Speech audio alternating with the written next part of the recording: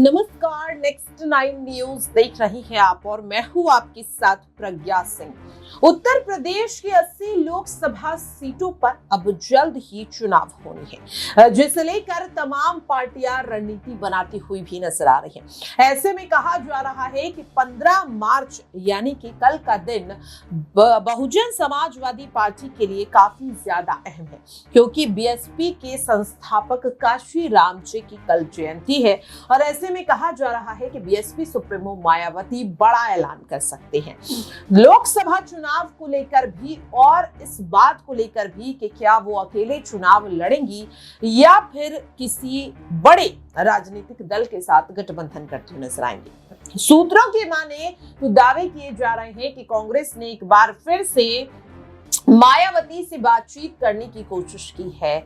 यहां पर सीधे सीधे कांग्रेस की पूर्व अंतरिम अध्यक्ष सोनिया गांधी की तरफ से पहल की जा रही है नाराज मायावती को मनाने की, क्योंकि आपको बता दें कि यूपी की सियासत में अगर इंडिया गठबंधन को बाजी मारनी है तो उन्हें सीधे सीधे यहां पर जरूरत पड़ेगी मायावती की, क्योंकि मायावती उत्तर प्रदेश की उन आरक्षित सीटों पर अभी भी अपना वो वर्चस्व, वो दबदबा रखती है, जिससे कहीं ना कहीं इंडिया गठबंधन को मजबूती मिलेगी। और अगर मायावती अकेले चुनाव लड़ती हैं तो वोट बैंक पर असर पड़ेगा।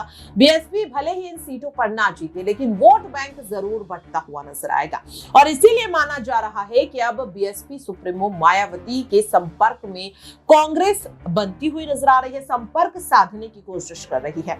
पहले भी इस तरीके के दावे किए जा रहे थे कि खुद सोनिया गांधी ने मायावती से फोन पर बातचीत करने की कोशिश की। हालांकि मायावती की तरफ से कोई प्रतिक्रिया सामने नहीं आई, लेकिन क्या अब एक बार फिर से सोनिया गांधी मायावती को लेकर बड़ा कदम उठाती हुई नजर आ सकती हैं? क्योंकि अगर कांग्रेस की बात की जाए तो यूपी की 17 सीटों पर कांग्रेस चुनाव तो लड़ रही है, लेकिन अभी भी कांग्रेस उस मजबूत स्थिति में नहीं है।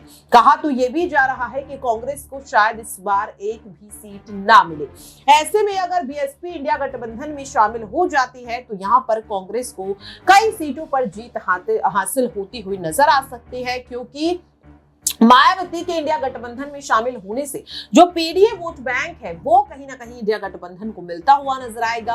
और हमेशा से कहा जाता है कि यूपी की सियासत में ये पीडीए वोट बैंक काफी ज्यादा मायने रखता है और इसीलिए कहा जा रहा है कि अखिलेश यादव भी लगातार पीडीए वोट बैंक को साधने की कोशिश कर रहे हैं और अब धीरे धीरे मायावती भी इसी रणनीति पर काम कर रही है। 5 सीटों पर जिस तरह से मायावती ने उम्मीदवारों का ऐलान किया है उसे देखकर लग रहा है कि मायावती ने अच्छी खासी रणनीति यहां पर बनाई है।